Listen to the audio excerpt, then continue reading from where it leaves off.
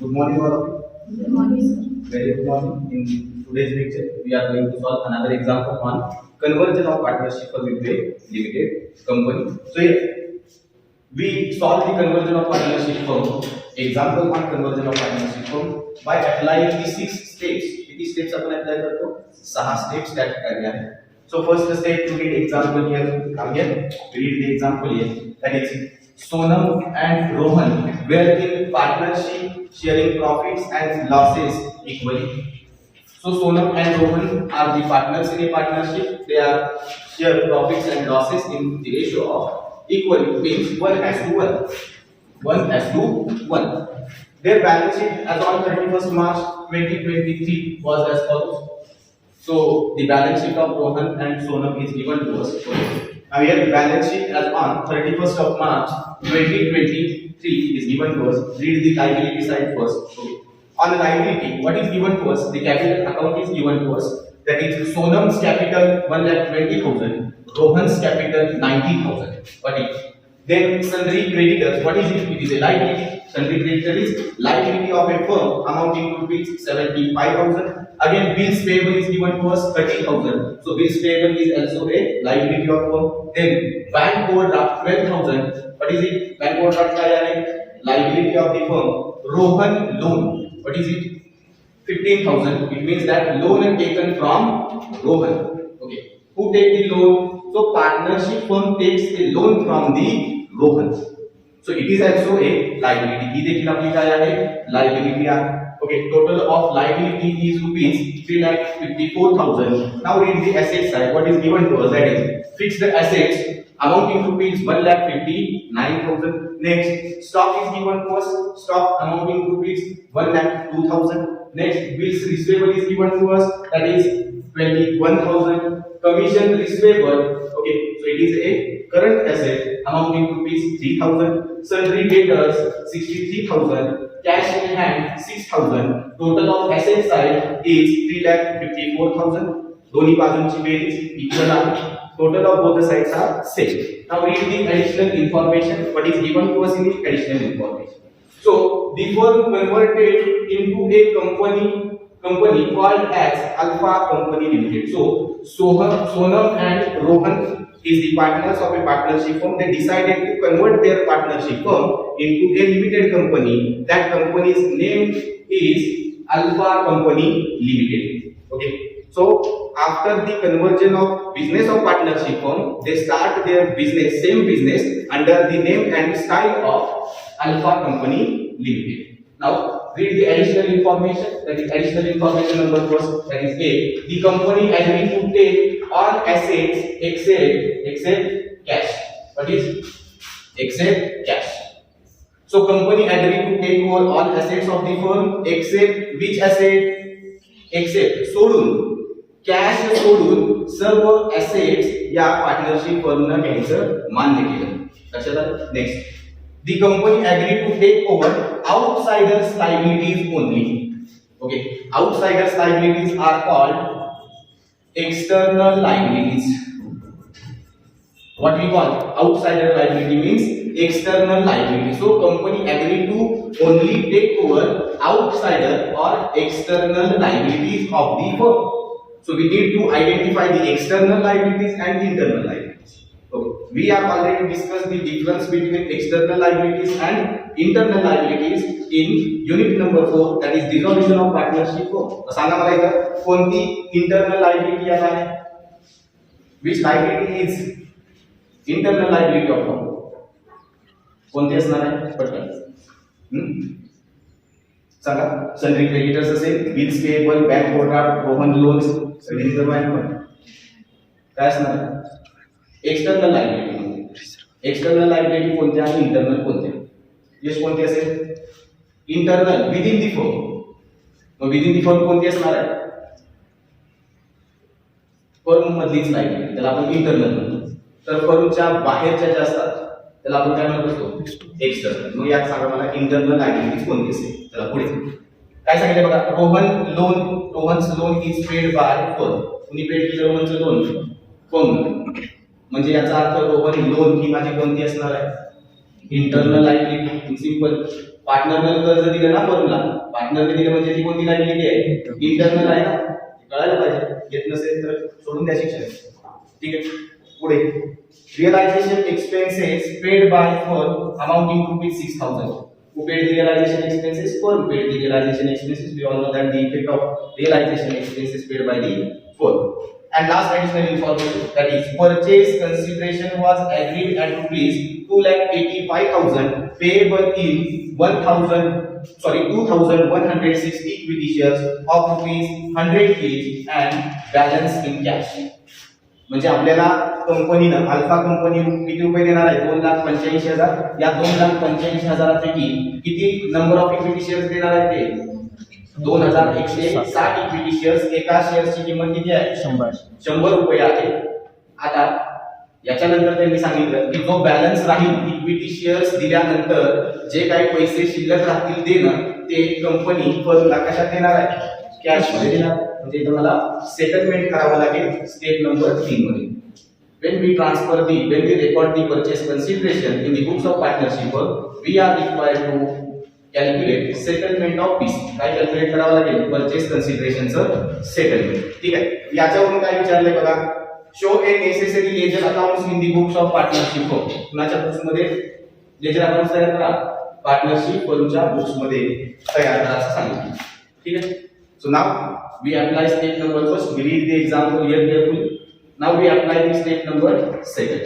आता step number second माझी काय असणार आहे, so preparation of ledger accounts in the books of partnership firm. Got it? Okay. ठीक है. Now prepare here. चला prepare करा. अब here we prepare the necessary ledger accounts in the books of partnership firm. Now we apply step number 2, that is transfer of balance sheet in a solution. Solution मध्ये आपल्याला transfer करायचं. पहिलं दिलेलं की liability side print करा. काय आहे, capital account. Where we record capital of the partners, we prepare partners capital account. Okay. On the credit side of partners capital we are required to transfer the capital of each partner. That is capital of Sonam we are transfer to the credit side of partners capital, and Rohan's capital is also transferred to the credit side of partners capital. Now here that is by balance brought down. Sonam capital 1,20,000. Rohan's capital ₹90,000. Well, one first step, that is we transfer the capital. Okay, that is Sonam capital in Sonam's column, whereas Rohan's capital in Rohan's column. Clear? Now next read sundry creditors. काय सांगितले कंपनीने काय सांगितले, आम्ही सगळ्या assets काय करतो, घेतो. कोणती सोडून, रोहन लोन. कोणती, रोहन लोन ही कोणती आहे, इंटरनल लायबिलिटी. पण सेकंड स्टेप आपल्याला काय सांगते, we are required to transfer all liabilities and all assets to which account, realisation account. बरोबर, कुठे पाहिजे, realisation. So we required to transfer. सांगा मग कुठे जातील, ऑल लायबिलिटीज कुठे रेकॉर्ड करायला लागतील, रिअलायझेशनच्या which side, on which side of realization account, credit side, that is by sundry creditors amounting to ₹75,000. Next by bills payable amounting to ₹30,000. Next by bank overdraft amounting to ₹12,000. किती रुपये, 12,000. Rohan's loan by Rohan loan ₹15,000. बघा मी सर्व liabilities इथे transfer केल्या. पुढे बघूयात नंतर adjustment. आधी बॅलन्स शीट ट्रान्सफर करू. पुढे सांगितलंय काय, reserve fund. So that reserve fund हा काय आहे, what is it, absolutely right. Okay, की पैसे मिळालेल्या प्रॉफिट मधून दरवर्षी फर्मनं काहीतरी पैसे बाजूला ठेवले असतील. That is called reserve. म्हणजे it is a part of profit. मग सांगा हा पार्ट ऑफ प्रॉफिट मी कंपनीला देईन का, म्हणजे कुणाला देणार, पार्टनर्सना देणार. चला वाटून टाकूयात पार्टनर्सना. पार्टनर्सच्या कॅपिटल मध्ये ऍड करावं लागेल. So on credit side of partners capital account, on credit side that is by reserve fund. Okay, that reserve fund we are required to distribute among the partners as per their profit and loss sharing ratio. So profit and loss sharing ratio of the partner is equal. समान आहे ना, 1:1 equal असेल तर सांगा मग किती जाईल. सोनमला किती जाते 6000, रोहनला 6000. नाव या 6000 6000. बट हियर रेशो मी इथं लिहून देतो 1:1 म्हणजे आम्ही रिझर्व कसं वाटला इक्वल वाटला. पुढे वी ट्रान्सफर ऑल लायबिलिटीज, सगळ्या लायबिलिटी ट्रान्सफर केल्या. रिझर्व ट्रान्सफर केल्या तर काय ट्रान्सफर करा एसेट्स. त्याला एसेट्स जातात कुठं on which side of realization account we transfer the assets? Debit side. On debit side, absolutely right. Good, very good. Here two fixed assets amounting to rupees. What सांगा तुम्ही 1,50,900. पुढचे asset stock amounting to rupees 1,02,000. 1,02,000. Next asset Bills payable. bills receivable amounting to rupees 21,000. Next asset to commission receivable. It means that commission is receivable from the customer. Sorry, from the another business. कोणत्या तरी बिझनेसची काही cells केली असेल काय केली असेल तर ते पण मिळणार. किती रुपये amounting 3,000. Next asset Debtors. next asset that is Sundry debtors. to sundry debtors amounting to rupees 63,000. 63,000. Next asset that is cash. But the cash is not taken over by the company. Adjustment number first. सगळ्या asset घेतो पण cash घेत नाही. मग cash घेत नसेल तर आपण कॅश अकाउंट तयार केले का? मग मला ती कॅश कुठे पाठवावी लागेल? कॅशच्या डेबिट साइडला बॅलन्स टाकावा लागेल मला. To balance brought down amounting to rupees. किती रुपये आहे 6,000. समजलं? ही फक्त कुणाच्या संदर्भात आहे कॅशच्या बाबतीत. जर कॅश लक्ष द्या नोट काय सांगितले आपण when we discussing the model journal entries we discuss one note. That note is if all assets we are required to transfer in realization account. Similarly all liabilities taken over or not taken over by company must be transferred to the realization account. म्हणजे तुमच्या फर्मच्या सगळ्या asset सगळ्या liabilities तुम्ही रिअलायझेशनला पाठवा. त्या कंपनीने घेऊ द्या किंवा नाही घेऊ द्या. बरोबर. फक्त एक रूल आपण त्यात पाहिला तो म्हणजे काय जर कंपनीनं फर्मची कॅश घेतली नाही तर ती ॲसेट रिअलायझेशनला जाणार नाही. बघा मग रोहन लोन सुद्धा यांनी घेतलेलं आहे. घेतलंय का रोहन लोन? इथं बघ आउटसाइडर लायबिलिटी. पण मी पाठवलं ना रोहनला पण रोहनचं लोन कुठं पाठवलं रिअलायझेशन. म्हणजे सगळ्या ॲसेट्स जातात सगळ्या लायबिलिटीज रिअलायझेशनला जातात. फक्त कोणती ॲसेट सोडून कोणती कॅश सोडून. जर कॅश घेतली नसेल तर कॅश ही रिअलायझेशनला जाणार नाही. मग ती कुठे जाते तर मी prepare a separate account that is cash. आपण कोणता अकाउंट तयार केले कॅश अकाउंट तयार केले. मग ही कुठे ट्रान्सफर होईल कॅश. समजलं सर्वांना? पुढे जाऊया. Now we transfer the balance sheet. All balance sheet transfer केली आपण कुठं realisation. Second step is over. Now third step कोणती असणार आहे रेकॉर्डिंग ऑफ परचेस कन्सिडरेशन. मग परचेस प्राइस किती आहे किती आहे परचेस प्राइस 25,000.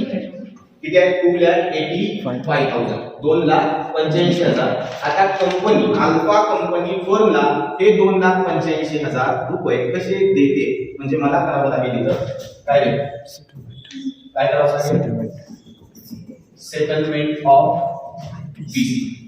परचेस कन्सिडरेशन सांगा आपण किती आहे 2,85,000 2,85,000. आता हे कशात देते तर एक 2,160 equity shares of rupees 100 each म्हणजे किती झाले 2,160 multiplied by 100 is equal to किती रुपये आले 2,16,000. किती आले 2,16,000 आले. आता मला सांग 2,85,000 पैकी आम्हाला मिळणार किती 2,16,000. बरोबर. हे कशात मिळत आहे इक्विटी शेअर्स मध्ये. तर राहिलेला balance second part balance received in cash is equal to किती रुपये मिळणार कॅश मध्ये सांगा मला 2,85,000 मायनस 2,16,000. राहिलेले जेवढे पैसे असतील ते कसे मिळणार आहे किती रुपये राहतात किती 60 किती 69,000. ओके. किती रुपये कॅश शिल्लक राहतील 69,000. 69,000 मला कशात मिळणार आहे कॅश मध्ये. आता मी या दोघांची बेरीज केली तर ती किती बनली पाहिजे 2,85,000 बजेट आणि कसं याला म्हणतात सेटलमेंट ऑफ फीस. आता याचं रेकॉर्डिंग होतं. रेकॉर्डिंग करताना आपल्याला माहिती आहे किती स्टेजमध्ये रेकॉर्डिंग होतं 2, बरोबर. एक पीसी ड्यू. चला पहिल्यांदा पीसी ड्यू दाखवा. Where we recording purchase consideration due. मला पैसे कुणाकडून येणार आहे? अल्फा कंपनीकडून येणार. अल्फा कंपनी अकाउंट डेबिट म्हणजे जाईल by alpha company limited account into bracket PC due amounting to fees 2,85,000 2,85,000. तर एक पोस्टिंग झालं रिअलायझेशनच्या क्रेडिटला बाय अल्फा कंपनी. आता सांगा अल्फा कंपनी तयार केलेलं आपण केलं का सेकंड कुठे पोस्टिंग होईल? Where we post the purchase consideration receivable from company on the which side. कोणत्या बाजूला होईल? Debit side. मोठ्याने सांगा कुठे होईल? Debit side. डेबिट साइडला 2. काय म्हणणार मी? Realization account into bracket BC receivable amounting to rupees 2,85,000. झालं काय अडचण आहे? एक झालं परचेस कन्सिडरेशनचा रिसिवेबलचा इफेक्ट. आता रिसिव्हडचा दाखवा. रिसिव्हड कशात होणार आहे? मला कशामध्ये मिळणार आहे? इक्विटी शेअर्स आणि कॅश. सांगा फर्म मध्ये काय आहे? What comes in the firm? Equity share and cash. Okay so equity share account debit 2,16,000, cash account debit 69,000 to who is the giver. हे सगळं कोण देणार आहे? अल्फा. एंट्री काय झाली? Equity share account debit cash account debit to alpha company limited. आता याचं posting सांगा मग. मी इक्विटी शेअर्स केले. क्रेडिट बॅलन्स पहिल्यांदा ट्रान्सफर करूया. क्रेडिट म्हणजे कोणता? अल्फा कंपनीचा. सांगा मग कुठे जाईल तो? क्रेडिट. इक्विटी शेअर अकाउंटच्या डेबिटला मी तर काय म्हणेन? डेबिटला काय म्हणाले?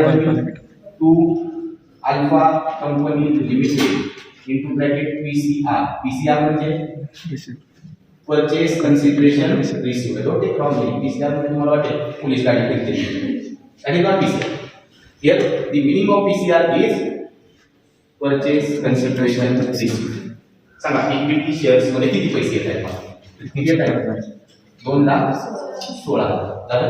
Similar posting we are transferred on debit side of cash that is to alpha company limited account into bracket PCR amounting to fees 69,000. झालं. एक पोस्टिंग झालं इक्विटीच्या डेबिटला कॅशच्या डेबिटला. दुसरं पोस्टिंग कुठं झालं? Second posting we are required to post on which side? Which account? Which side? Alpha company's account credit side by equity shares account into bracket PCR 2,60,000 by cash account into bracket PCR 69,000. वाटिक झाले दोन्ही गोष्टी झाले का? वाटिक समजताय ना? चला आता purchase consideration received झाला, रेकॉर्ड केला. आता ऍडजस्टमेंट मध्ये जाऊया. चला ऍडजस्टमेंटच्या सांगितल्या त्या बघा. पहिली ऍडजस्टमेंट आपण केली का? दुसरी ऍडजस्टमेंट ही केली. तिसरी आणि चौथी राहिली. बाकी पण ऍडजस्टमेंट आपली झाली का? आता तिसरी कोणती आहे? रोहनचं लोन रिपेड बाय फर्म. कुणी रोहनचं लोन पेड केलंय? कारण ते रोहनचं लोन कंपनीने घेतलं नाही. कुणी पेड केलं? फर्मनी पेड केलं. कुणी पेड केलंय? फर्म. आता सांग रोहन लोन मी कुठे ट्रान्सफर केलंय? रिअलायझेशनला. मग आता मी काय म्हणणार? Realisation account debit to cash. बरोबर ना? आता मी रोहन लोन म्हणेन का नाही म्हणणार? कारण मी लोन मी कुठे पाठवलंय? रिअलायझेशन. मग म्हणताना मी आता काय एंट्री करणार? The entry will be for repayment of partners loan that is realization account debit to cash. Now posting of that entry. या एंट्रीचा पोस्टिंग सांगा मला. Realization account debit to cash. Okay what will be? Realization अकाउंटच्या डेबिटला मी काय लिहिलं? To cash account into bracket मला इथं काय पेड केलं तुम्ही? Rohan's loan paid. ठीक आहे. Rohan's loan paid. एक इफेक्ट झाला. First effect given on the debit side of realization account. Second effect we are given on the which side? Cash account. On the credit side of cash account. Here bye realisation account into bracket काय paid केलं? Rohan's loan paid. Body समजतंय? किती रुपये आहे रोहनचा तो? Amount into rupees 15,000. किती रुपये आहे? 15,000 इथं अमाऊंट केली का मी तर लिहून टाका किती रुपये 15,000 अमाऊंट रुपये 15,000 वाटी समजतंय पुढची ऍडजस्टमेंट ही झाली ऍडजस्टमेंट झाली आता पुढची स्टेप मध्ये आली काय आहे realisation expenses paid by firm with 6,000 again similar entry मध्ये बदल होईल का realisation account debit to cash खर्च कोणते आहे on account of realisation entry बघा सेम नाही to cash account into bracket realisation expenses amounting to rupees 6,000 what is second effect where we record the second effect similarly on which side credit side of cash account here by realization account into bracket realization expenses amounting to rupees 6,000 what is समझ so we transfer balance sheet and after transferring the balance sheet we give the effect of additional information दिलेगा now we are required to close the realization account realization account close हो गया make the total which side is more which side is more which side is more I think credit side or debit side make a total of credit side 75 30 1,05,000 plus 1,15,000 16 17 1,27 1,33,000 plus 2,85,000 that is amounting to this which side more debit or credit कोणती बाजू मोठी आहे credit किती रुपये 4,17,000 नक्की का इस total घ्या debit का 4,17,000 now find out the balance total किती आहे 1,59,000 plus 1,02,000 plus 21 plus 3 plus 63 plus 15 plus 7 किती 1,69,000 is the difference difference 48,000 difference किती येतोय 48,000 डिफरन्स किती आला 48,000 येतोय एवढाच टोटल आली किती याची 2,69,000 3,69,000 is the total of debit side we deduct the 3,69,000 from 4,17,000 we got the difference that is 48,000 that difference is called profit to realization profit कोणता म्हणतो मी हा to realization profit कुठे ट्रान्सफर होतो transferred to partners capital account so capital account first Sonam second Rohan so Sonam 24,000 Rohan 24,000 because their profit and loss sharing ratio is equal what is त्यांचा profit आणि loss sharing ratio कसा आहे equal आहे so first effect we are recorded on the debit side of realisation account that is to partners capital so second effect we are required to give on the credit side of partners capital account which side credit or debit side credit side here by realization account into bracket profit so Sonam's share in profit of firm that is 24,000 and similarly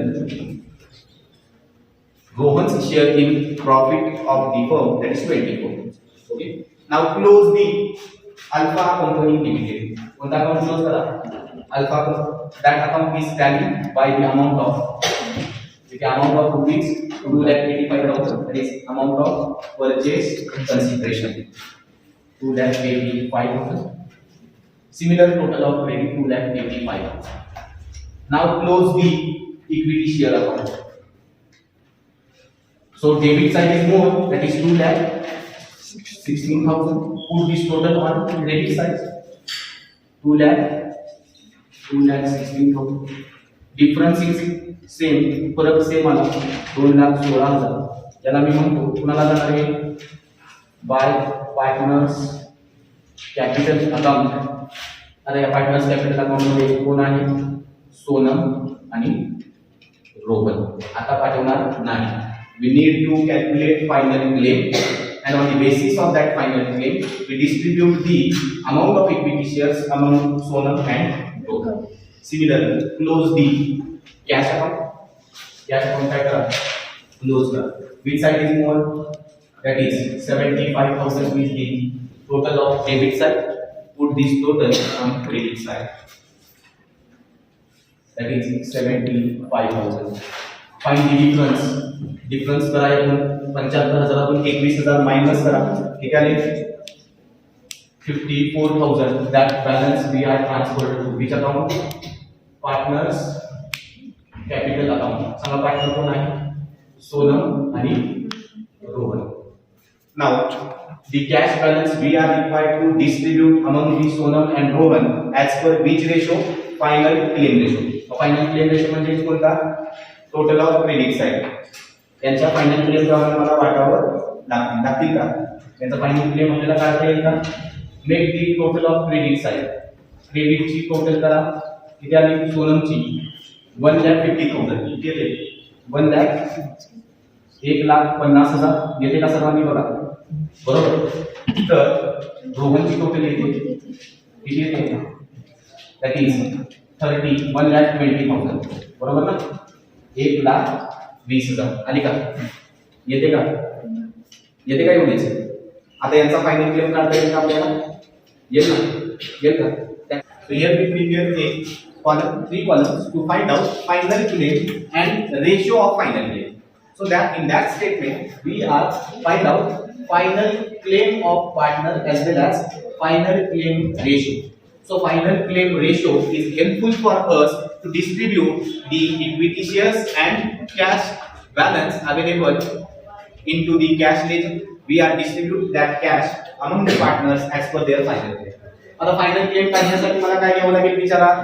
partners कॅपिटलच्या क्रेडिटची total, त्या क्रेडिटच्या total मधून मी काय minus करतो?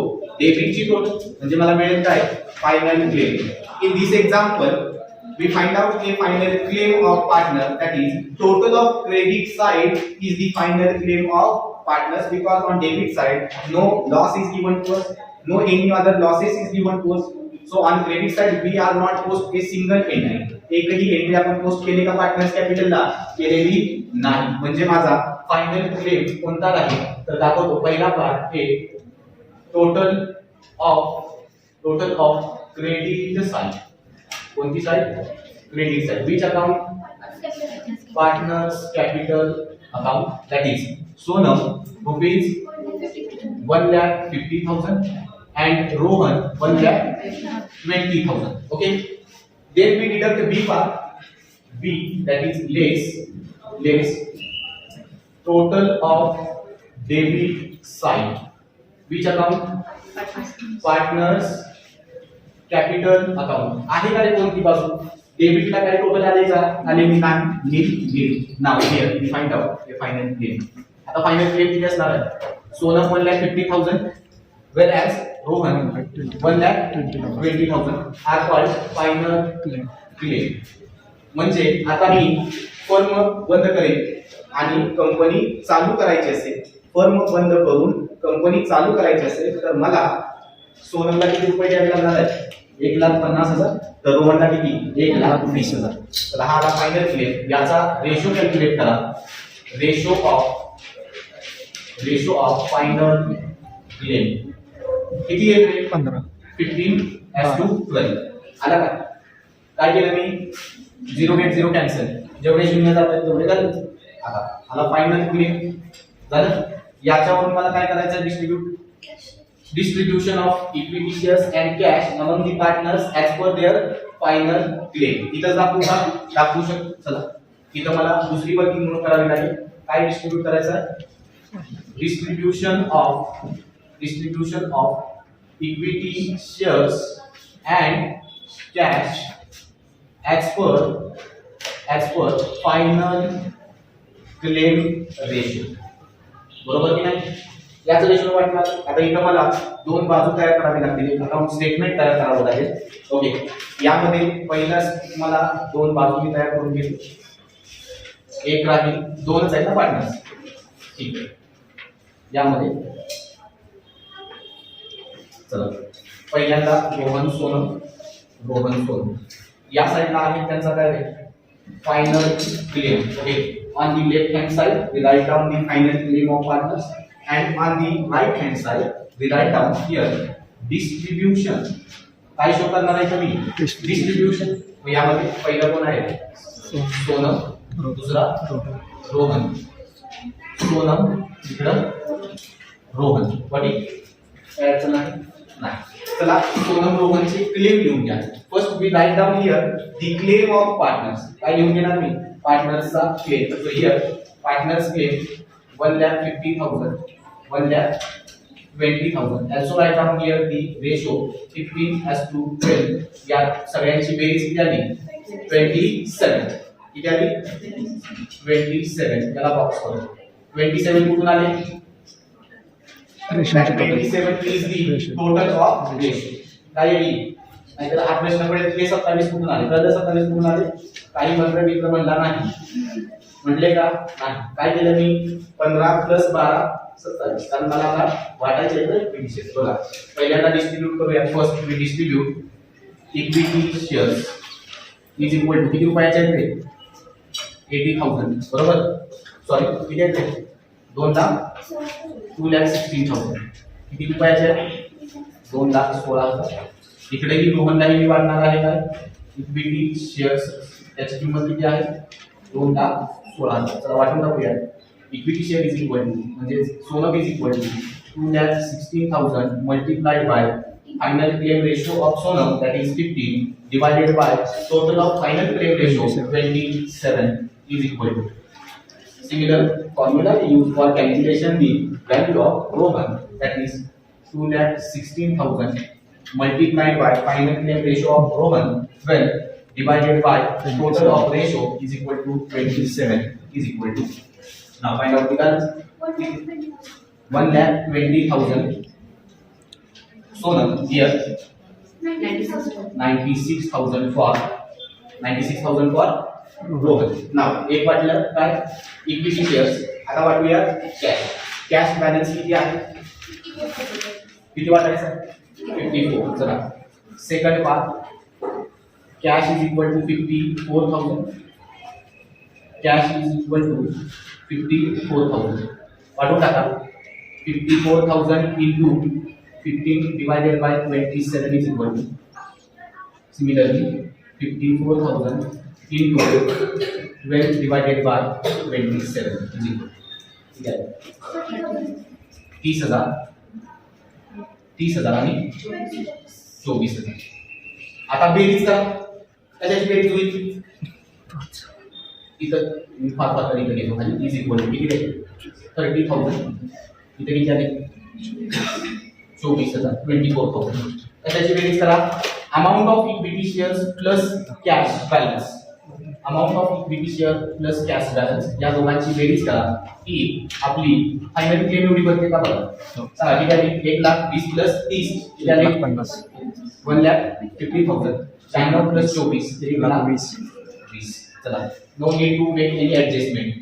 आपल्याला गरजच पडली नाही कोणती ऍडजस्टमेंट करायची. जे पैसे आपण वाटले ते व्यवस्थित वाटले ना. चला म्हणजे झाले का match 1,50,000 1,20,000. How distribute this cash. चला इक्विटी शेअर्स क्लोज केले का क्लोज केलं. We close equity shares by amounting to rupees 2,16,000. Out of that 2,16,000 Sonam shares equity shares amounting to rupees 1,20,000. किती देणार आहे सोनमला मी 1,20,000. तर रोहनला किती देणार आहे 96,000. किती देणार आहे 96,000. Okay got it. समजलं ठीक आहे. We give the one effect on the credit side of equity share account, so we require to give the second effect on the debit side of partners capital account. Here to equity shares account Sonam 1,20,000 and Rohan 96,000. Okay, got it. Now again we are required to record cash of Sonam and Rohan. So we all know that this 54,000 we are distributed among Sonam and Rohan as per final claim. So Sonam share in 54,000 amounting to rupees 30,000 and Rohan share in available cash is rupees 24,000. Okay. One effect is given on the credit side of cash balance. Required to give second effect. Where we record second effect, Ganaji? Where we record second effect of cash? On which side? एक effect मी कॅशच्या क्रेडिटला काय म्हणलं bye partners capital. मग दुसरा effect कुठे गेला पाहिजे? कुणाच्या? Partners capital अकाउंटच्या. Very good. तुम्ही काय म्हणता? Cash Sonam share in cash is rupees 30,000 and Rohan share in cash is rupees 24,000. Now make the total of debit side. It is always equal to the credit side. So debit side of partners capital account is always equal to credit side of partners capital account. Amount is rupees 1,50,000 and 1,20,000. Here the example is solved by amount of rupees 1,50,000 and 1,20,000. म्हणजे जेवढे देणं होतं partners कॅपिटलचं तेवढं पार्टनर्सना देऊन टाकलं का? आता MS traders business alpha company limited काय करेल? त्यांचा बिझनेस चालू करण्यासाठी सुरुवात फ्रॉम द नेक्स्ट डे